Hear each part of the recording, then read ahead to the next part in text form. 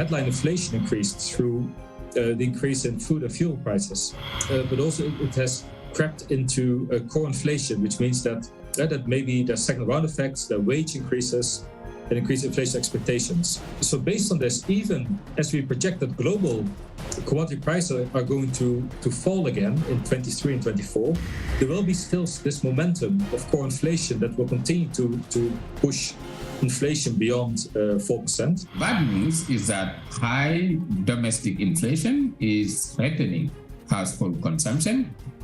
Rising interest rate could temper investments, and slower global growth could depress the export of demand-sensitive products such as electronics. From the nation's capital, all sides, all the time. I'm Ed Lingao. And I'm Gretchen Ho. The big story tonight. Inflation speeds up to a fresh 14-year high in November amid spillover effects on commodity prices after recent typhoons. What's worse is prices of basic goods could remain high until next year and could even drag economic growth. Shaila Francisco with the big story.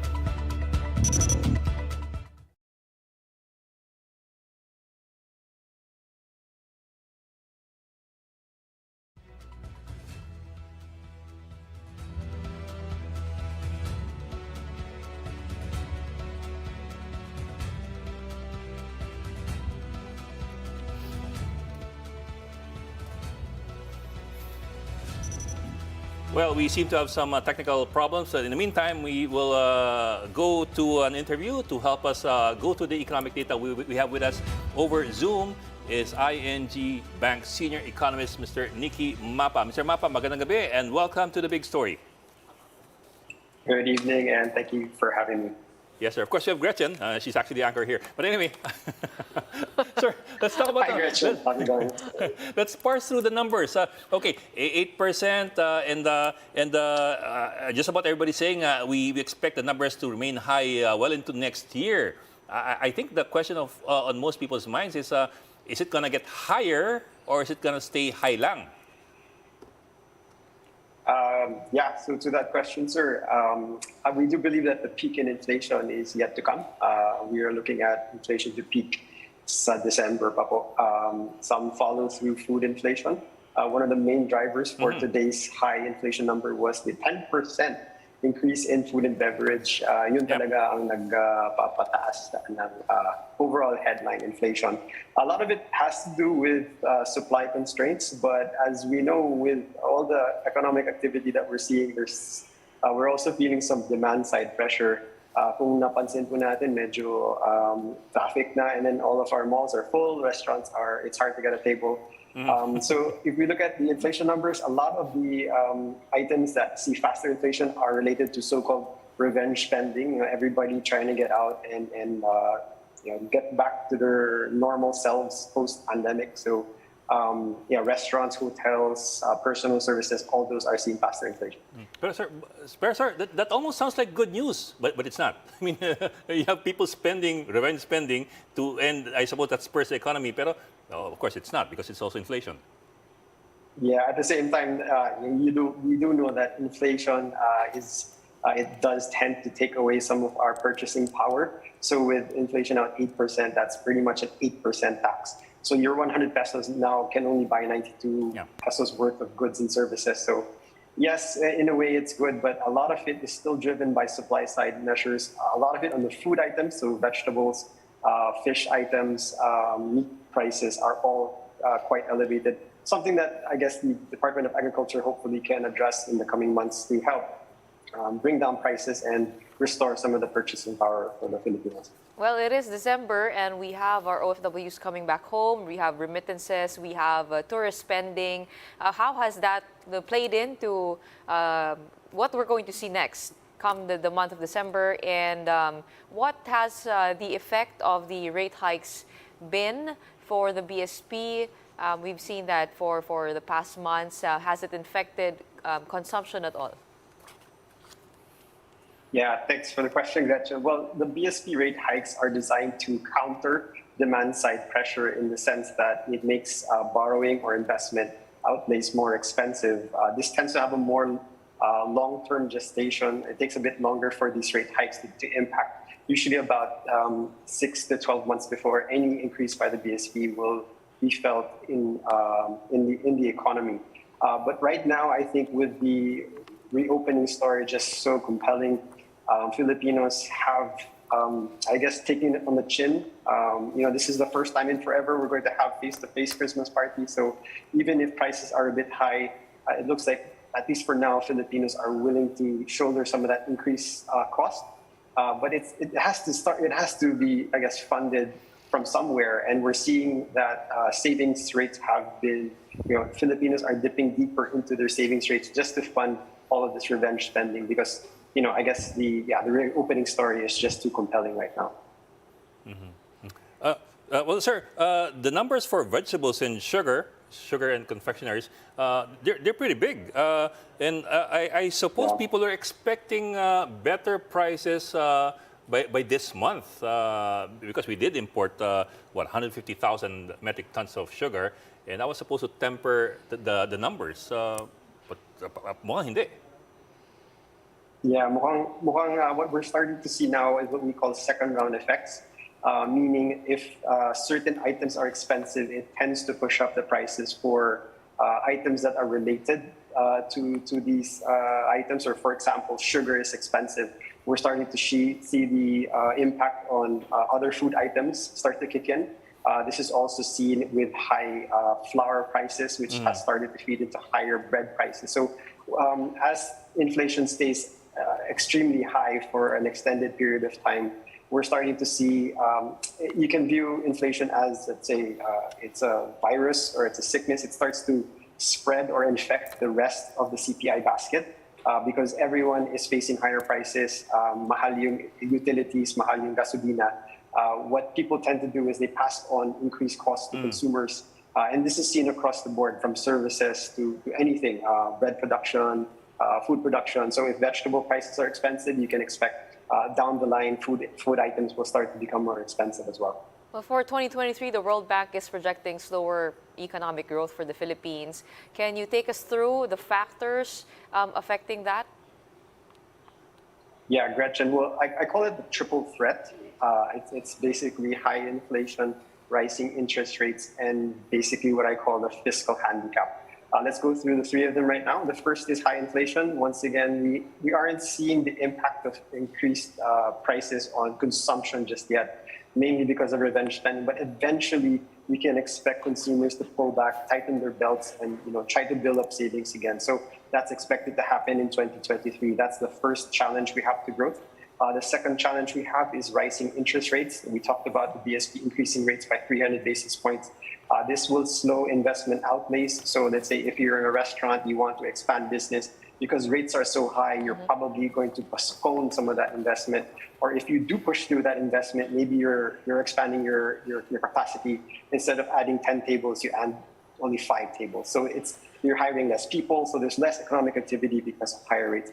The third challenge to our growth story next year is the elevated fiscal debt level. So this will handicap the ability of the national government to spend to support the economy. All on top of that, you have a slowing global economy with the US, Eurozone, all expected to face either a recession or close to a recession. That's going to slow down some of our exports as well. Okay, ING Bank Senior Economist, Mr. Nikki Mapa, sir, thank you for joining us tonight. Now, circling back to our top story, inflation surged to 8% in November, the fastest in 14 years. Last month's inflation was quicker than the 7.7% print recorded in October. This also marked the 8th straight month that inflation breached the Bangko Central's annual target of 2 to 4%. Year-to-date headline inflation stood at 5.6%. The Philippine Statistics Authority says the sustained acceleration of the Consumer Price Index was mainly due to faster increases in the prices of food and non-alcoholic beverages. The PSA says higher vegetable prices, which were due to recent typhoons, contributed largely to higher inflation in the food basket. In the month of November, core inflation rose to 6% or 6.6%. From 6.9% in October. Join us in the conversation. Our big question tonight. Anong kwentong inflation mo? Share your thoughts on our Facebook and YouTube live stream or post a tweet with the hashtag #TheBigStory. We'll show some of your comments later on in the program. Ikaw, anong kwentong inflation mo? Wala, basta mahalap, magtipid ka. Bumili ka ng mumurahin sa... Diba, ito itong necktie mo. Oo. Baka malaman nila kung saan galing. Sa online. Oo. Diba nakakatipid tayo sa online? Later, we'll talk about that. But right after the break, alleged incidents of bullying have been reported in at least 2 schools, prompting investigations. We'll talk more about this with the League of Filipino Students chairperson, Ivan Sucgang. That and more when the big story returns. Keep it here on One News.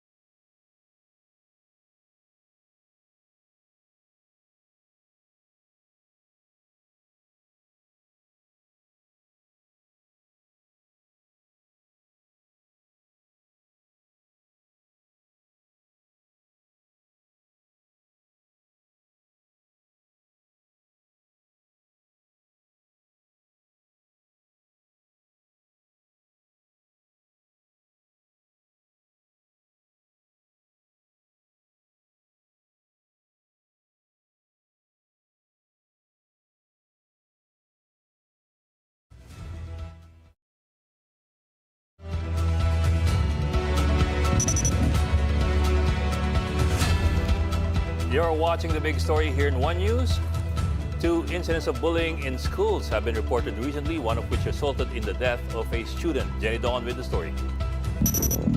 Masakit yung ulo, yung sugat. Ulo. Tinulungan siya sa ulo eh. Ano yung mataubusin mo? Damit nga makmak dyan.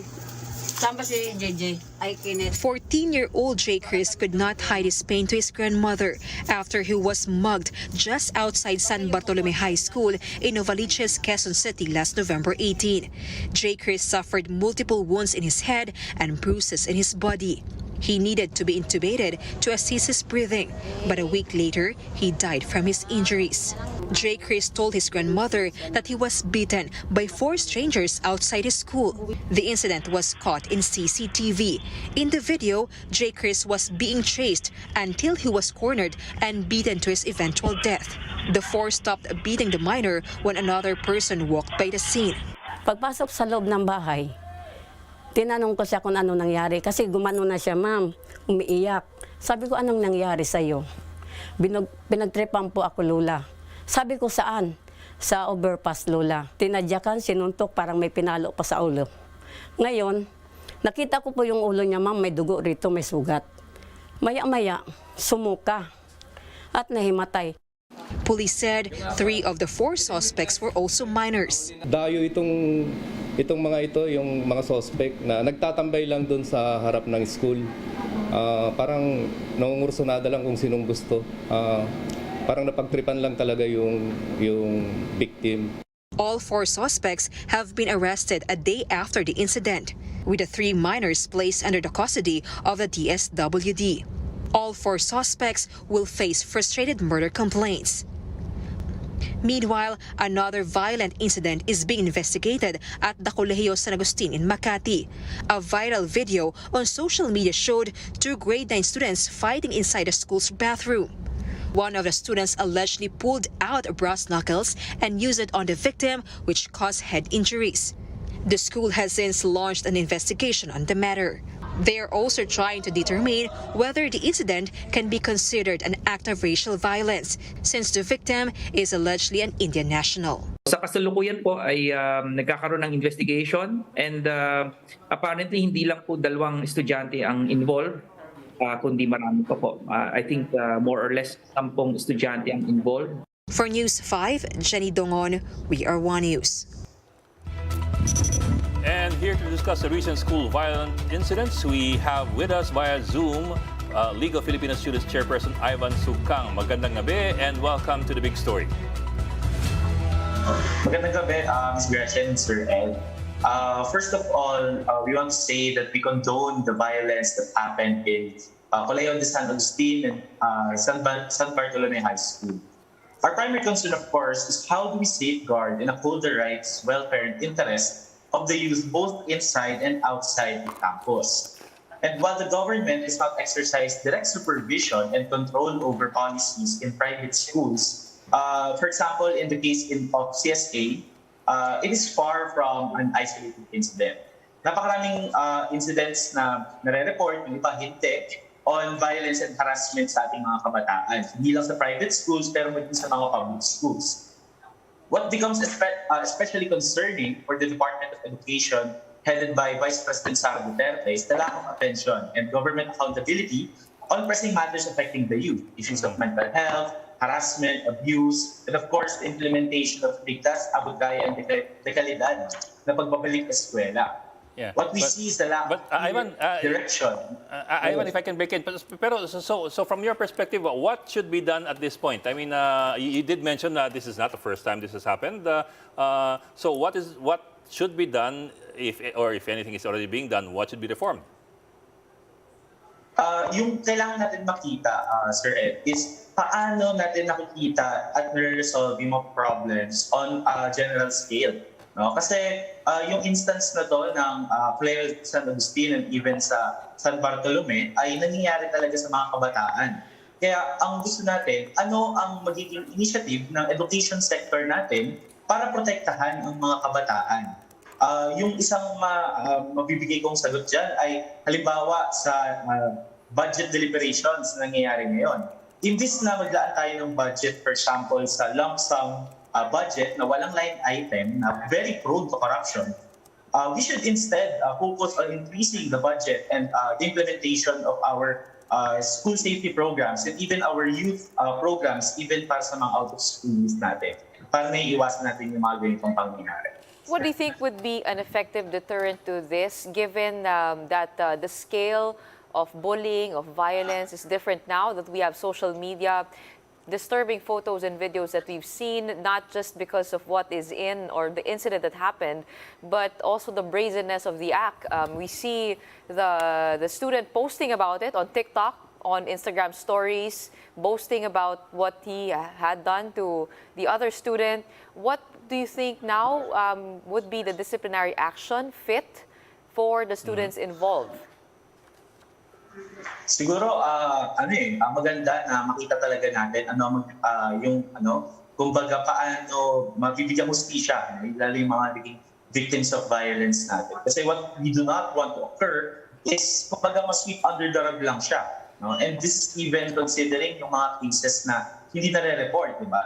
Yung mga nakita natin on halimbawa social media bullying at yung mga iba't ibang mga nangyayari either within or outside of school premises. Kaya kailangan talaga paano papalakasin ang mga programs para proteksyonan ang kabataan. At ano yung mga iba't ibang programs para ma-resolve yung ganitong issues na kinakaharap sa usapin ng halimbawa mental health guidance, counseling and services, at yung iba't ibang mga programs na pwede pa natin gawin talaga.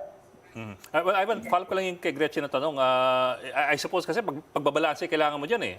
On one hand, hindi mo pwedeng palagpasin. On the other hand, anong klaseng anong klaseng disciplinary action ang babagay diyan na hindi naman magiging hardened yung mga suspects, if you might call them that. Di ba? Yung pagbabalanse yung mahirap eh.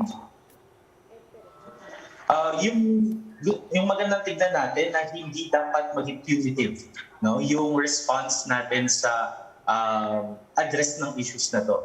Ang gusto natin ay rehabilitate yung mga perpetrators para hindi na sila maging repeat offenders, no? Lalo at nasa kabataan pa naman, nasa panahon to na developing ang kabataan at tuloy-tuloy yung pag-aaral niya at yung pagkatuto niya. So at the other hand, we also do not want to remove yung accountability dun sa mga actions na ginawa. So halimbawa din sa case ng CSA na students din, I think the punishment of expulsion is merited, no? As in the case of the Ateneo bullying incident, I think last 2017, if I remember correctly.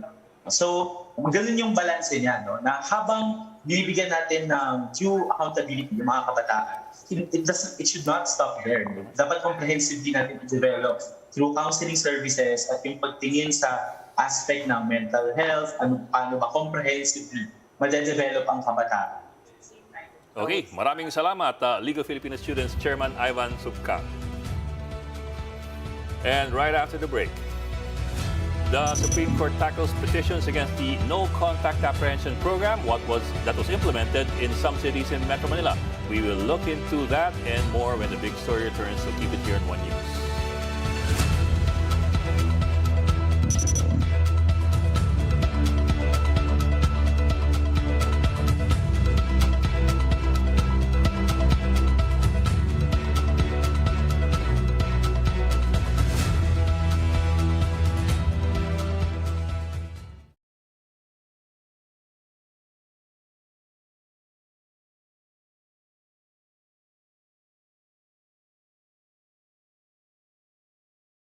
Families and households' debt increased about $80 trillion over the past 10 years, bringing the total amount owed to $290 trillion. And that's about to get dangerously expensive as borrowers are facing relentless increases in interest rates as central banks tighten policy to cool inflation. Investors are scanning the planet for weak links. As history shows, debt piles often lead to full-fledged crisis. That's what happened in Japanese corporations in the 1990s and with US households in the decade following. But risks aren't spread evenly because not all debt is the same. Most US households are protected from Fed hikes because they borrowed on fixed-rate mortgages, whereas that's not the case in other countries. South Korea, Australia, and Canada are among the most vulnerable. Their adjustable rate loans are common, and they're already seeing pretty crazy monthly bills. Same thing for governments, especially for developing economies that are borrowing in dollars. But even for countries borrowing in their own currency, they are also at risk, such as what we saw happen in Britain recently. The extent of the damage likely depends on how high central banks are going to keep rising interest.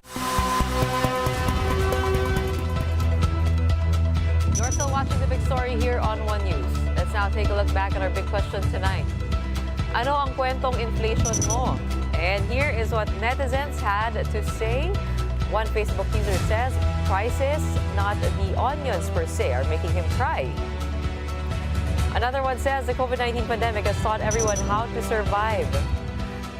And this netizen says, unity is key to getting past this pandemic, quipping that we are now in the golden age. You may also continue to join us in the conversation. Simply use the hashtag #TheBigStory and follow us on Twitter and Facebook at OneNewsPH. Like earlier, comments or tweets will be featured as part of our agenda to include you, the public, in the big story. The Supreme Court has started hearing oral arguments on the no contact apprehension policy. Petitioners against the NCAP raised procedural and substantive issues in the implementation. For one, they said the policy makes the registered owner of the vehicle liable instead of the driver. They add that traffic penalties are excessively higher compared to the manual ticketing system. But Solicitor General Minato Guevara insists that the NCAP is an innovative solution to the worsening traffic situation. 3 petitions were filed against a policy prompting the Supreme Court to suspend implementation earlier this year.